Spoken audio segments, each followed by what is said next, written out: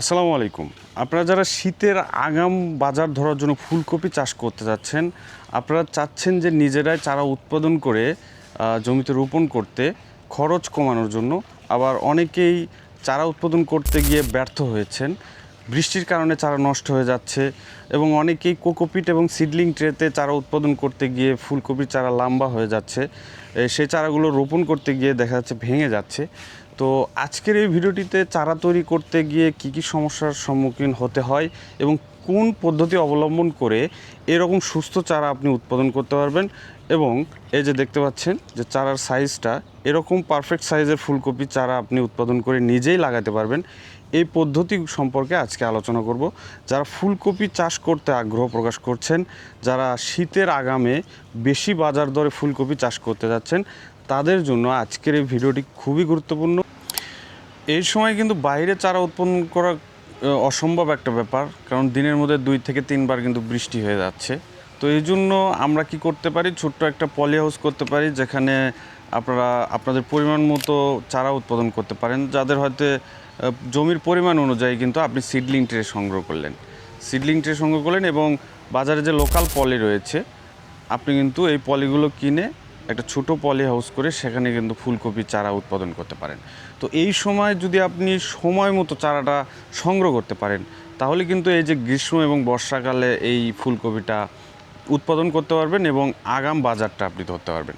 তো আপনি seedling tray সংগ্রহ করেছেন অনেকেই, এবং কোকোপিট সংগ্রহ করে আপনি যখন চারা উৎপাদন করতে যাচ্ছেন, তখন দেখা যাচ্ছে যে চারাগুলো লম্বা হয়ে যাচ্ছে। এর কারণ হচ্ছে আপনি যে ওই যে রেগুলার যে কোকোপিটটা আছে, মরিচ, বেগুন, টমেটো তৈরি করার জন্য যে রেশিও ব্যবহার করে কোকোপিটটা থাকে, সেটা যদি আপনি সংগ্রহ করে ফুলকপি চারা উৎপাদন করতে যান, সেক্ষেত্রে কিন্তু চারাগুলো আপনার অতিরিক্ত লম্বা হয়ে যাবে এবং চারার কোনো শক্তি থাকবে না চারাতে।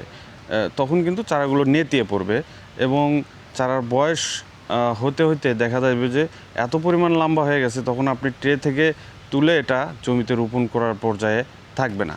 তো এই জন্য আপনাদেরকে সতর্ক থাকতে হবে যে যখন আপনি কোকোপিটটা সংগ্রহ করতেছেন, সিডলিং ট্রে সংগ্রহ করলেন, ছোট্ট একটা পলি হাউস করলেন, এবং কোকোপিটটা সংগ্রহ করার ক্ষেত্রে আপনাকে সতর্কতা অবলম্বন করতে হবে।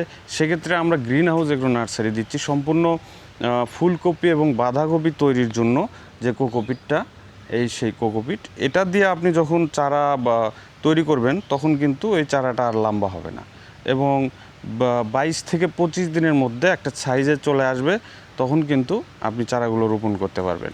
আর আগাম ফুলকপি চাষের ক্ষেত্রে আপনাদের সতর্ক থাকতে হবে একটা বিষয়ে, বেশি বয়স্ক চারা রোপণ করবেন না। 22 থেকে 25 দিন অথবা সর্বোচ্চ গেলে 30 দিনের চারা সংগ্রহ করার চেষ্টা করবেন। এর বেশি অতিরিক্ত বয়স্ক চারা যদি আপনি রোপণ করেন, সেটাতে দেখা যাবে যে একটা ফুলকপির 1 কেজি ওজন আসার কথা ছিল, 1200 গ্রাম আসার কথা ছিল, সেটা হবে আপনার 6 থেকে 700 গ্রাম কি হাফ কেজি।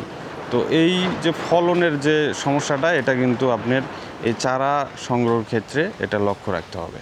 তো সম্মানিত দর্শক, গ্রিন হাউস এগ্রো নার্সারিতে আপনারা পাচ্ছেন সিডলিং ট্রে এবং ফুলকপি উৎপাদনের জন্য যে কোকোপিটটা, এই কোকোপিট,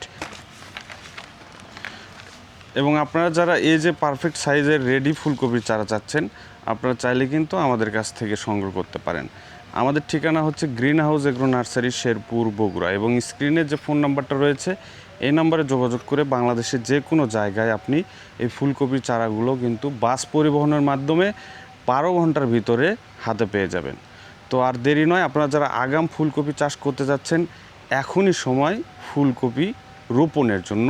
আর আমাদের কাছে যে জাতগুলো পাচ্ছেন, এই জাতগুলো আপনার ফুলকপির ওয়েট আসবে 800 থেকে 1200 গ্রাম, 800 থেকে 1200 গ্রাম, এবং 55 থেকে 60 দিনের মধ্যেই আপনি এই ফসলটা হারভেস্ট করতে পারবেন।